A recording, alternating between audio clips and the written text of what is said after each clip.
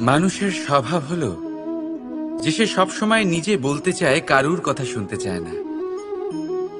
কিন্তু তার এই স্বভাব তাকে এক বিশাল বড় জ্ঞানের থেকে দূরে সরিয়ে রাখে, সামনের মানুষের ব্যক্তিত্বের জ্ঞানের থেকে দূরে। তাই যদি আপনি কাউকে চিনতে চান, কাউকে বুঝতে চান, তাকে থামাবেন না, শুধু বলতে দিন। কারণ একজন ব্যক্তির ব্যক্তিত্ব লুকিয়ে থাকে তার কথার মধ্যে, আর তার আসল পরিচয় লুকিয়ে থাকে তার শব্দের পেছনে। বলতে দিন, আস্তে আস্তে আপনি সব বুঝতে পারবেন।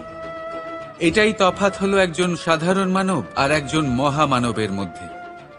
এক যে কাউকে বলতে দেয় না, আর এক যে সবার কথা শুনে। তাহলে সিদ্ধান্ত আপনার, আপনি কি সাধারণ হতে চান না অসাধারণ? কারণ এই ভবিষ্যৎ আপনার। রাধা রাধা। ভাগ্য আর কর্ম, এই দুই এমন শব্দ যাকে ঘিরে সমগ্র সংসার। কেউ বলে আমার ভাগ্যে এটা ছিল না, যা পেলে আমার জীবন অন্যরকম হতো। কেউ বলে আমার গত জন্মের কর্ম নিশ্চয়ই এমন ছিল, যে কারণে এই জন্মে এরকম ভাগ্য পেয়েছি আমি। এসব বাদ দিন আর একবার শান্ত চিত্তে ভাবুন। আপনি বুঝতে পারবেন যে ভাগ্য আর কর্ম এই দুই এই জন্মের। তফাৎ শুধুমাত্র এটাই যে যদি ভাগ্যের কথা বলা হয়, তাহলে আপনি এই ভাগ্যের থেকে যত বেশি আশা করবেন তত বেশি নিরাশ হবেন আপনি। কারণ এই আশা আপনাকে কর্ম করা থেকে আটকায়। যদি কথা বলা হয় কর্মের, তাহলে নিজের কর্মের প্রতি যত বিশ্বাস রাখবেন তত বেশি সফলতা আপনার কাছে আসবে। তাই একটা কথা মনে রাখবেন, ভাগ্য আপনার কর্ম নির্ধারণ করে না, কিন্তু আপনার কর্ম আপনার ভাগ্যকে অবশ্যই নির্ধারণ করে। রাধা রাধা। ভাগ্য, কত সুন্দর শব্দ এই ভাগ্য। কিন্তু যতটা সুন্দর, ঠিক ততটাই রহস্যময় এই শব্দ। কখন কি হবে কেউ জানে না। লোকে বলে যে ভাগ্যে যা লেখা আছে তার চেয়ে বেশি কিছুই পাওয়া যায় না, তার চেয়ে কমও কিছুই পাওয়া যায় না। নিয়তির যা রচনা তা কখনো মোছা যায় না। কিন্তু কেউ এইটা বোঝে না যে নিয়তি আপনার কর্মের দ্বারা বদলায়। যদি আপনি শুভ চিন্তা করেন, শুভ কর্ম করেন, তাহলে নিয়তি আপনার সাথে খারাপ কিছু হতেই দেবে না। কখনো আকাশে পাখিদের দেখুন, তারা কখনো ভাগ্যের উপর নির্ভরশীল হয় না। যতই ঝড় আসুক, যতই তীব্র হাওয়া দিক, ঘুরতে থাকে, একটা জিনিস জড়ো করে নিজের সৌভাগ্য, নিজের বাসা নিজেই তৈরি করে।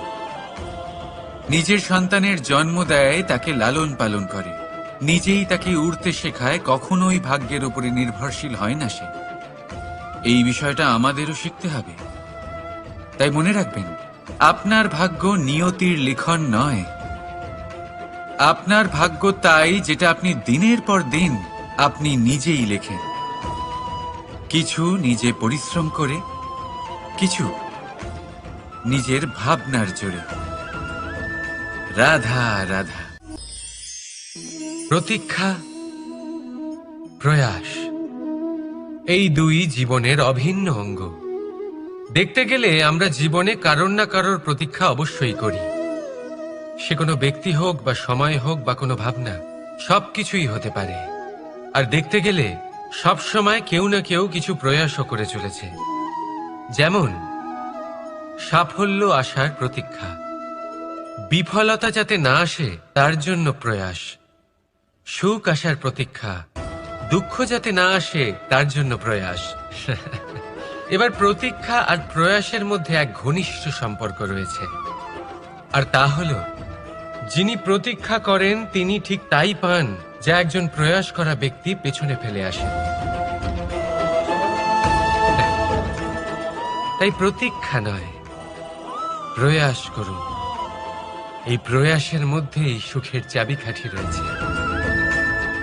রাধা রাধা। মানুষ কর্ম করেন। আমি বারংবার বলি যে ফলের আশা করবেন না। তাও মানুষ কোথাও না কোথাও নিজের কর্মের বদলে কোনো না কোনো ফলের আশা অবশ্যই রাখেন। কখনো তিনি সফল হন, কখনো অসফল। সেই জন্যই আমি বলি যে ফলের আশা কখনো রাখবেন না, কারণ সাফল্য বা অসফলতা মনের মধ্যে রাখলে কখনো কোনো লাভ হয় না। যদি সাফল্য মনের মধ্যে রাখেন তাহলে অহংকার জন্ম নেবে। যদি অসফলতা মনের মধ্যে রাখেন তাহলে এক হীনমন্যতায় আপনি ভুগবেন, যা দিয়ে কোনো শুভকর্ম হবে না। সেই জন্য শুধুই কর্ম করে যান, কর্মেই মগ্ন থাকুন। আর আসুন আমার সাথে ভালোবেসে বলুন, রাধা রাধা। এই সংসারে আলোর উৎস কি? সূর্য। এই সংসারে মিষ্টি জলের উৎস কি? নদী। এই সংসারে উচ্চতার প্রতীক কি হয়? হিমালয় পর্বত। আমরাও জীবনে এরকমই হতে চাই, সূর্যের মতো তেজস্বী হতে চাই, নদীর মতো পূজনীয় হতে চাই, হিমালয় পর্বতের মতো উচ্চতা লাভ করতে চাই। সব ঠিক আছে, কিন্তু তার জন্য আমরা কাজ কি করি? যদি এরকম আমরা হতে চাই তাহলে সবার আগে সূর্যের মতো নিজেকে উজ্জ্বল করুন। সূর্যের সব থেকে বেশি আলো নিজের অন্তরে থাকে। নদীর মতো নিজের পথ নিজেই তৈরি করুন।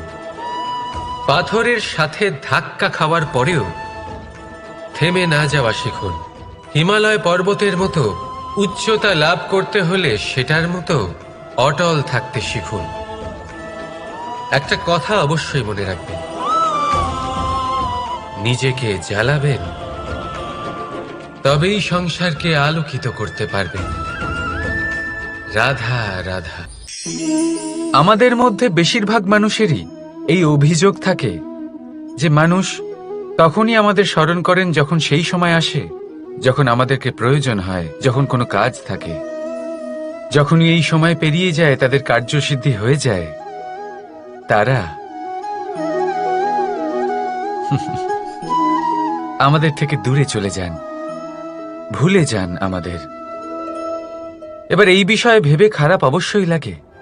এই পরিস্থিতিকেই অন্য এক দৃষ্টিভঙ্গি দিয়ে দেখার চেষ্টা করুন। মনে রাখবেন, মানুষ প্রদীপের সন্ধান তখনই করেন যখন তার জীবনে অন্ধকার থাকে। আপনি প্রসন্ন হয়ে উঠুন, কারণ আপনার কাছে সেই সুযোগ আছে যে কারোর জীবনে প্রকাশের কিরণ আনতে পারছেন, কাউকে সঠিক পথ দেখাতে পারছেন, কারোর সহযোগিতা করতে পারছেন, এই পুণ্য অর্জন করতে পারছেন। কারোর থেকে কোনো আশা রাখার দরকার নেই। যার আপনাকে যতটা প্রয়োজন তাকে ততটাই সাহায্য করুন, ততটাই সবাইকে প্রেম বিতরণ করুন। আর এই প্রেমের ভাব নিয়েই আমার সাথে বলুন, রাধা রাধা। এটা সেই নৌকার প্রতিরূপ যা আমাদের নদী পার করায়। এবার বিষয়টা একটু ভেবে দেখুন। সেই বিশাল নৌকা যা আমাদের নদী পার করায়, সেটার নির্মাণ নদীতে নয়, ডাঙায় হয়। আর যদি আমরা এটাকে নদী অবধি পৌঁছতে চাই, তাহলে আমাদের দরকার পড়ে কোনো গরুর গাড়ির অথবা ঘোড়ার গাড়ির। তার সাহায্যে একে বহন করা হয়।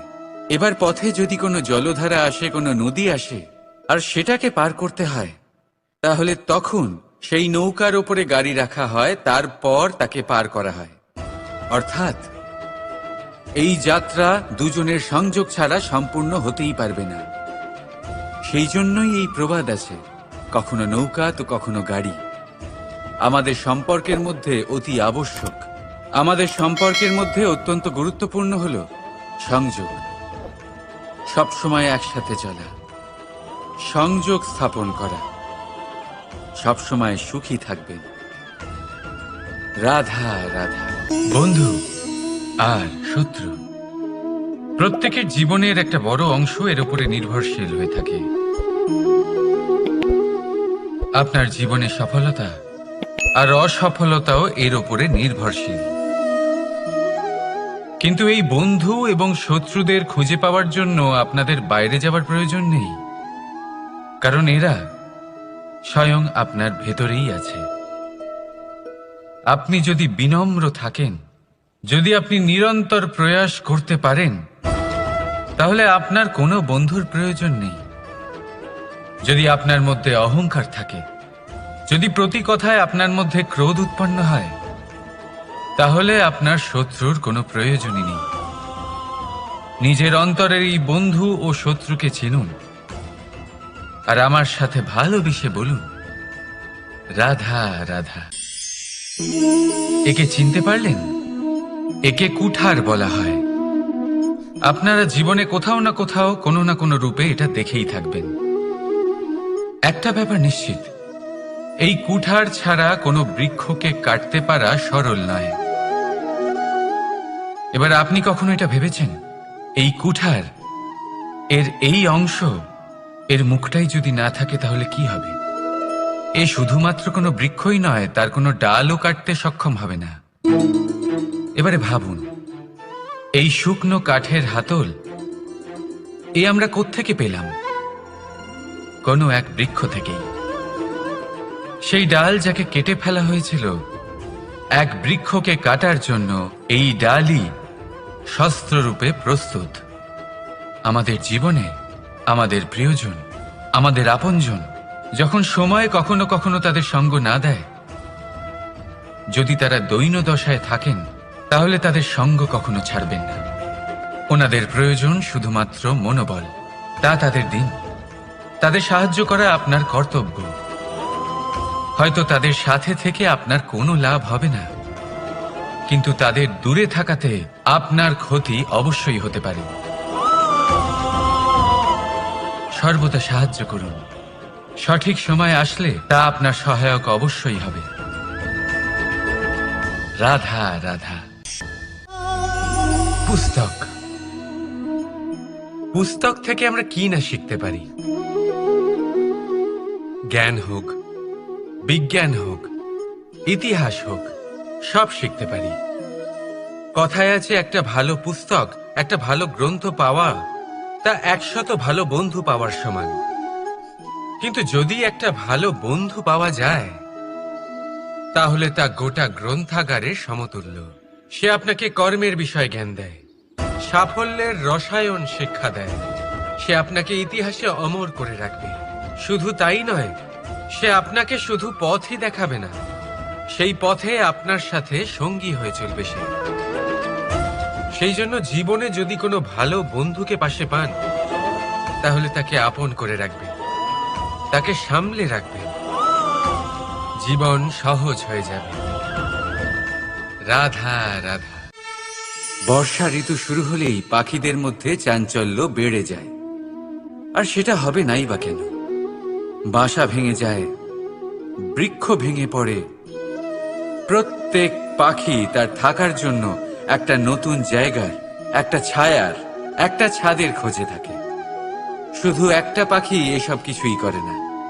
না তো তার এসব সমস্যা নিয়ে কোনো চিন্তা থাকে, না কোনো দরকার পড়ে। আর সেই পাখি হলো বাজ। সেই সব সমস্ত ছোটখাটো সমস্যার থেকে অনেক দূরে ওপরে উড়ে বেড়ায়, মেঘের থেকেও অনেক উঁচুতে। তাই এই সব ছোটখাটো সমস্যা যা আপনার জীবনে এসে থাকে, এই সব নিজের চারপাশকে ঘিরতে দেবেন না। নিজের চিন্তা ভাবনাকে অনেক উঁচুতে রাখুন। আপনার সমস্ত সমস্যা নিজে থেকেই নিচে চলে আসবে। রাধা রাধা। কোনো ব্যক্তির ব্যক্তিত্ব কিভাবে তৈরি হয়? আপনার কি মনে হয় যে ব্যক্তি জন্ম থেকে তার স্বভাব নিয়ে জন্মায়?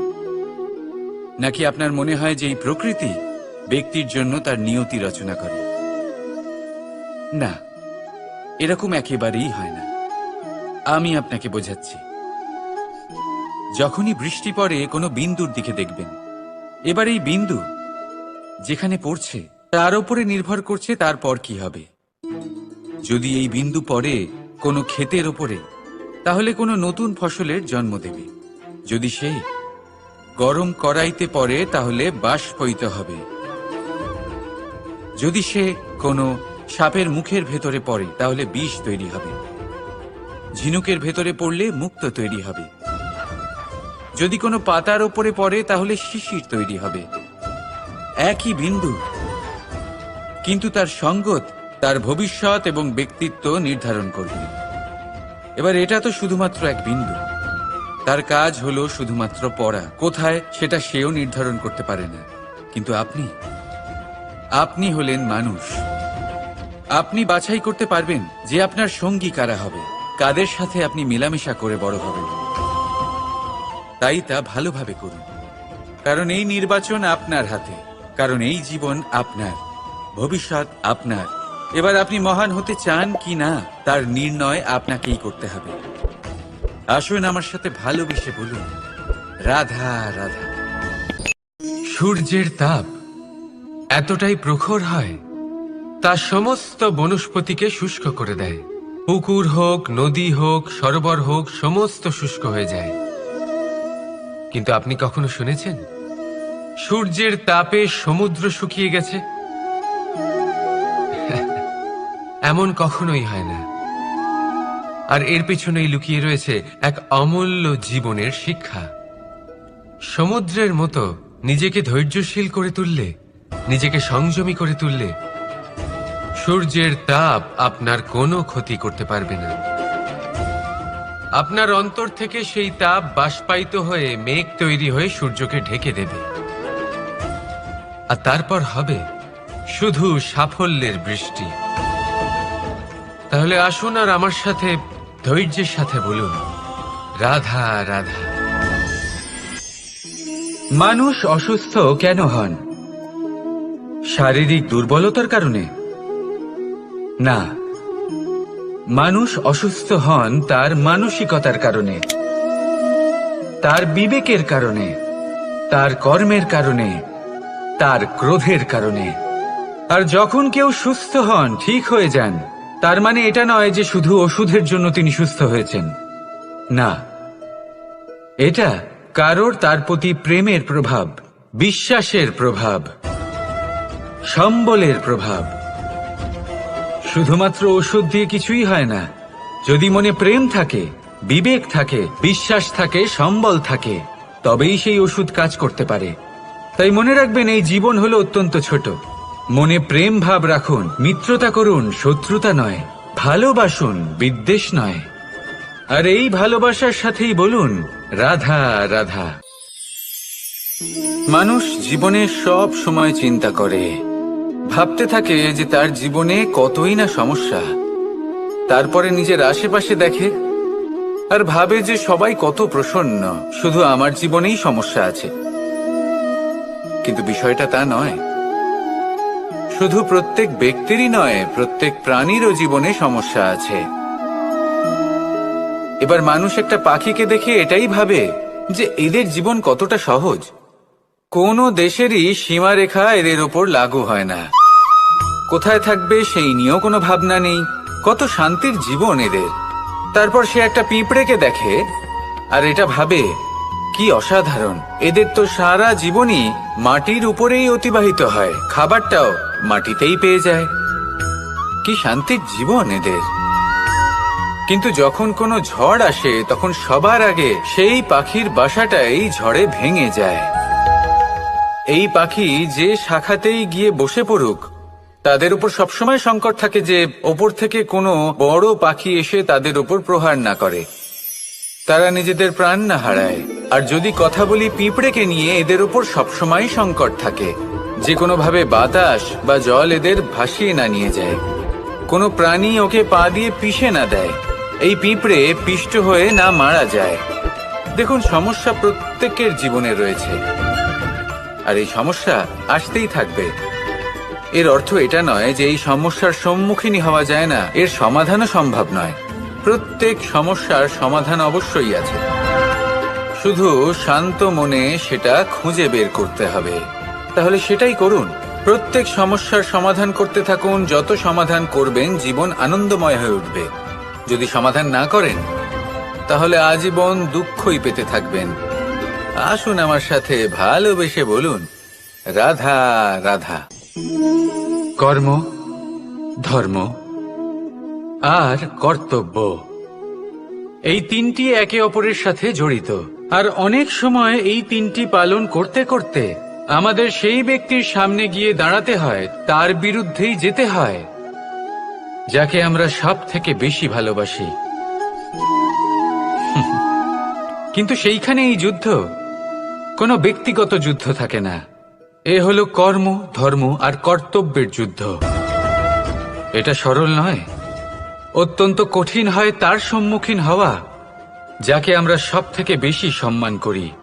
কিন্তু আমাদের তো আমাদের ধর্মের পথে চলতেই হবে, কারণ আমরা কর্মবদ্ধ, কর্তব্যবদ্ধ, আর এটাই করা উচিত। শুধু এটুকু মনে রাখবেন, যদি আপনার উদ্দেশ্য শুভ হয়, আপনার ভাবনা শুভ হয়, আপনি যদি কর্ম, ধর্ম আর কর্তব্যের পথে অগ্রসর হন, তাহলে এই প্রক্রিয়াতে যদি আপনাকে আপনার আরাধ্যেরও সামনে দাঁড়াতে হয়, তাহলেও আপনার কোনো ক্ষতি হবে না। তাহলে আসুন আর আমার সাথে ভালোবেসে বলুন, রাধা রাধা। সাথী। সাথী এই শব্দটির ব্যাখ্যা কে কিভাবে করে? মিত্র, সখা, বন্ধু। কিন্তু অর্থ একটাই, তিনি যিনি আপনার সঙ্গী হন আর তিনি যার সাথী আপনি হন। এবার সব থেকে বড় প্রশ্ন হলো এটাই যে তিনি কে হতে পারেন যাকে আপনি আপনার সাথী বলে মেনে নিতে পারেন, নিজের সখা, নিজের মিত্র, নিজের বন্ধু মেনে নিতে পারেন। আপনার সাথী হলেন তিনি যিনি দুঃখের সময় আপনার পাশে থাকবেন, আপনার হাত ধরে থাকবেন। আপনার সাথী হলেন তিনি যার হাত আপনি নিজের সুখের দিনে ধরে থাকবেন। সেই সাথীরই হাত ধরুন যিনি দুঃখে সবসময় আপনাকে সাহায্য করার জন্য তৎপর হয়ে থাকেন, আপনার পাশে থাকেন, আর যাকে সুখের দিনে আপনি আপনার সাথে রাখতে পারেন। আর যখন আপনার সাথে আপনার এই সাথী থাকবে, তখন আপনি এটা বুঝবেন যে যখন জীবনে দুঃখ আসে, তখন এই দুঃখ কমে যায়, সবার মধ্যে ভাগ হয়ে যায়। আর যদি তখন সুখ আসে, তাহলে সেটা সবার উপস্থিতিতে আরো বেড়ে যায়। এটাই হলো প্রেম, এটাই হলো ভালোবাসা, এটাই হলো সঙ্গ, যেমন সম্পর্ক আমার আর রাধার মাঝে। তাহলে আসুন আর আমার সাথে ভালোবেসে বলুন, রাধা রাধা। মানুষ এক অত্যন্ত বিচিত্র প্রাণী। পরিকল্পনা করে, ষড়যন্ত্র করে, প্রচেষ্টা করে, কাউকে পরাজিত করার চেষ্টাও করে। সাপকে একটা দড়ি মনে করে হাতে চেপে ধরার চেষ্টা করে, কিন্তু একটা কথা বুঝতেই পারে না, সময়ের এই সাপ, এটা হাতে চেপে ধরাই যায় না। আর আপনি যা করবেন তা আবার ফিরে আসবে আপনারই সামনে। দেখুন, এতে কিছুই যায় আসে না যে আপনি কুম্ভকারের পুত্র নাকি কৃষ্ণের পুত্র। যদি আপনি অনুচিত কর্ম করেন, তাহলে আপনার সাথেও অনুচিতই হবে। অশুভ কর্ম করলে আপনার সাথেও অশুভই হবে। কুরু বংশ অত্যন্ত মহান বংশ ছিল। এই কুরু বংশ কি হলো তার সাথে? একটা গোটা বংশ বয়ে গেল, কারণ ওনাদের উদ্দেশ্য অশুভ ছিল। অন্যদিকে 5 জন বনবাসী পাণ্ডব মহাভারত বিজয়ী হলেন, কারণ তাদের উদ্দেশ্য শুভ ছিল। তাই মনে রাখবেন, শুভ অগ্নি প্রজ্বলিত করবেন, শুভ তাপ সঞ্চার হবে। অশুভ অগ্নি প্রজ্বলিত করবেন, নরকেই জ্বলতে হবে। তাহলে আসুন আর আমার সাথে ভালোবেসে বলুন, রাধা রাধা। জীবনে এমন কিছু কাজ রয়েছে যা আপনাকে একাই করতে হয়, আর এমন কিছু কাজ রয়েছে যা আপনাকে একসাথে মিলে করতে হয়, একজোট হয়ে, সঙ্গবদ্ধ হয়ে। এবার সঙ্গবদ্ধ বলতে কি বোঝাতে চাইছি? আমি তাদের কথা বলছি না যারা বাস্তবিকভাবে একে অপরের সাথে কাজ করেন। আমি তাদের কথা বলছি যারা একে অপরের থেকে দূরে থেকেও একে অপরকে বিশ্বাস করেন। আমি আগেও বলেছিলাম, সমস্ত বিশ্বের আশা বিশ্বাসেই বসবাস করে, তাই না? তাই যেখানে সমস্ত বিশ্ব আছে, সমস্ত সংসার আছে, সেইখানেই বিশ্বাস রয়েছে। তাই আপনার আশেপাশে এমন দল সঙ্গবদ্ধ করুন যাদের আপনার উপর বিশ্বাস আছে আর যাদেরকে আপনি বিশ্বাস করতে পারেন। তাহলে আসুন আর আমার সাথে ভালোবেসে বলুন, রাধা রাধা। আমরা যে মানুষকে চাই, যাকে আমরা ভালোবাসি, তাকে একটা উপহার অবশ্যই দিতে চাই। এমন এক উপহার যা ওনার ভালো লাগবে, যা শ্রেষ্ঠ হবে, অতি প্রিয় হবে, বহুমূল্য হবে, বা বলতে পারেন মূল্যবান হবে।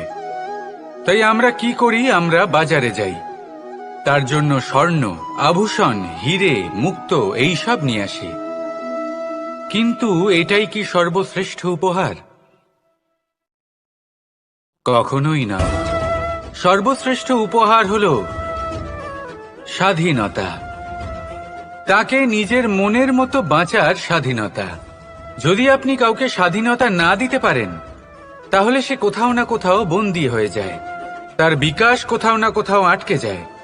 কিন্তু যদি আপনি কাউকে স্বাধীনতা দিতে পারেন, তাহলে আপনি দেখবেন ও সমস্ত সংসারকে, এই জীবনকে নিজের দৃষ্টিভঙ্গি দিয়ে দেখবে, বুঝবে যে কোনটা হলো উচিত আর কোনটা হলো অনুচিত। আর এটাই হলো সর্বশ্রেষ্ঠ। আর এবার যদি কাউকে স্বাধীনতার মাধ্যমে এত বড় একটা শক্তি দিতে পারেন, তাহলে আপনি আমাকে বলুন, এর থেকে বড় উপহার আর কি হতে পারে? আসুন আর আমার সাথে ভালোবেসে বলুন, রাধা রাধা। পিতা আর পুত্রের সম্পর্ক অত্যন্ত মধুর হয়ে থাকে।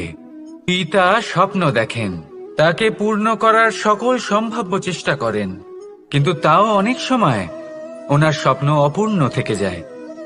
তখন পিতা ভাবেন যে স্বপ্ন উনি পূর্ণ করতে পারেননি, ওনার সন্তান তা অবশ্যই পূরণ করবে। যে স্থানে উনি কখনো পৌঁছতে পারেননি, সেই স্থানে ওনার পুত্র অবশ্যই পৌঁছবে।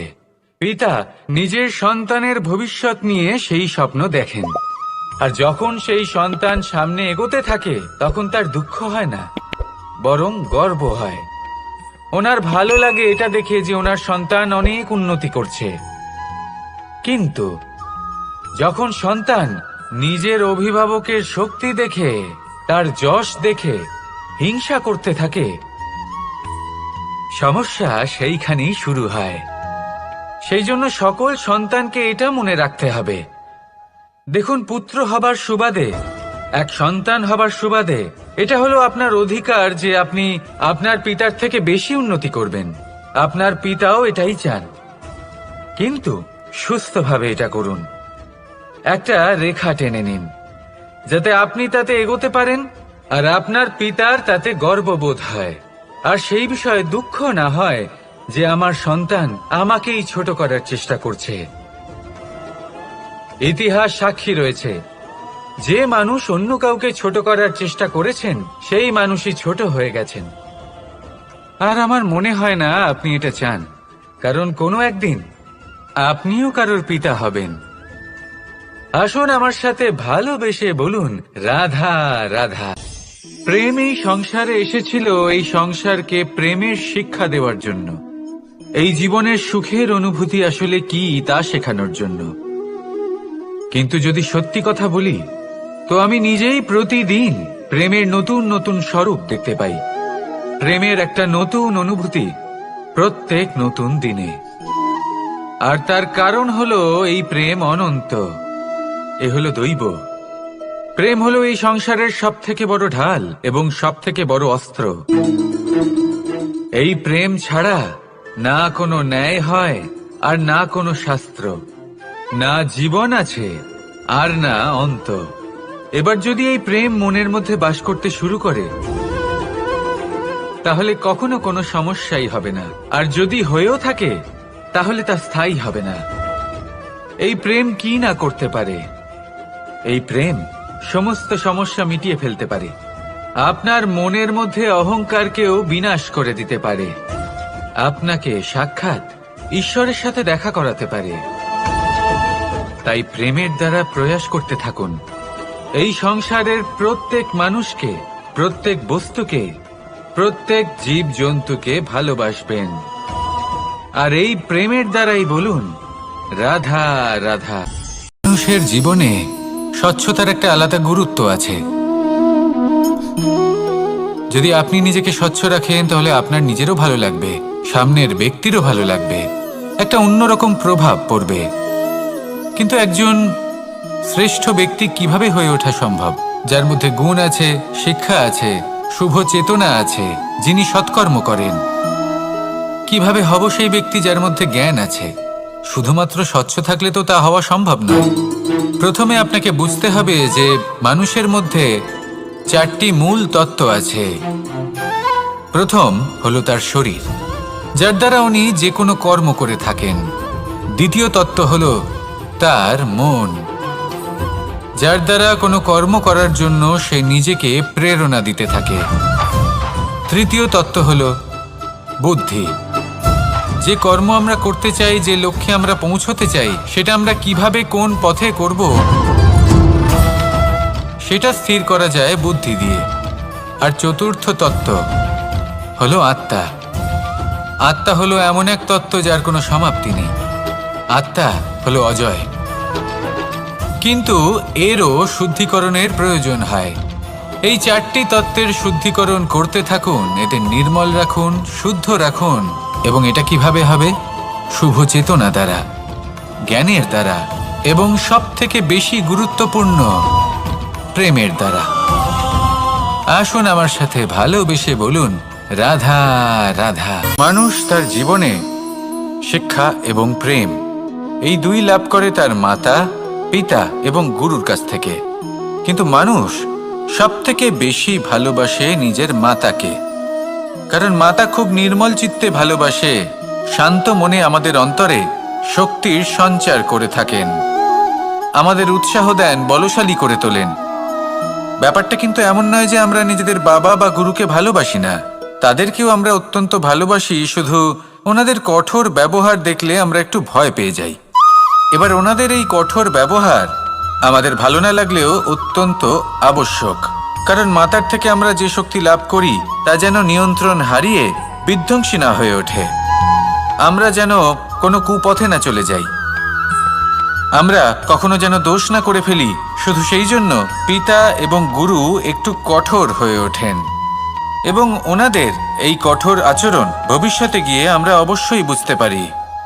জীবনে কিছু বছর আমরা এগিয়ে যাই আর তারপর আমরা বুঝতে পারি যে বাবা এবং গুরু আমাদের যথেষ্ট ভালোবাসতেন, কিন্তু ওনাদের ভালোবাসার বহিঃপ্রকাশ আলাদা। প্রয়োজনীয় হলো এটা দেখার, এটা বোঝার যে শুরু থেকে আমাদের প্রতি ওনাদের আচরণ কেমন ছিল।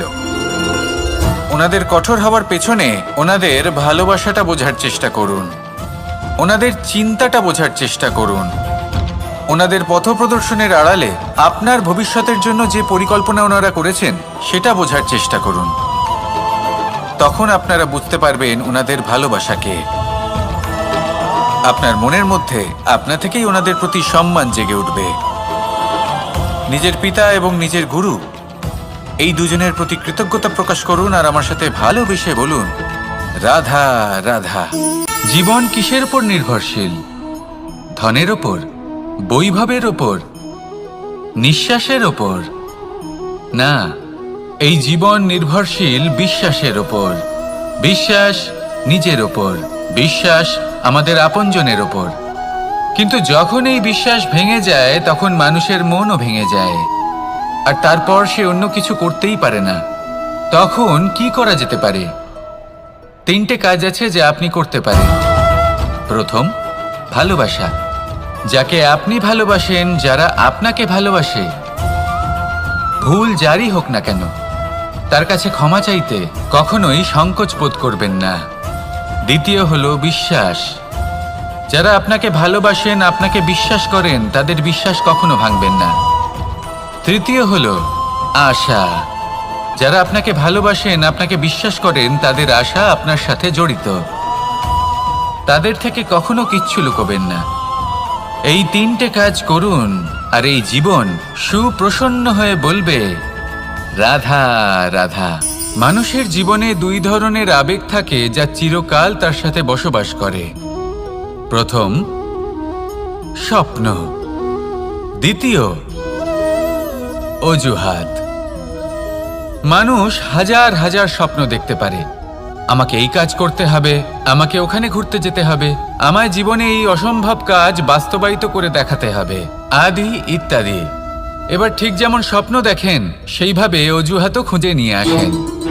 আমি এই স্বপ্ন পূরণ করতে পারলাম না, কারণ আমাকে কেউ সাহায্যই করলো না, কারণ আমি দুর্বল হয়ে পড়েছিলাম, কারণ আমার কাছে সময়ই ছিল না, আদি ইত্যাদি।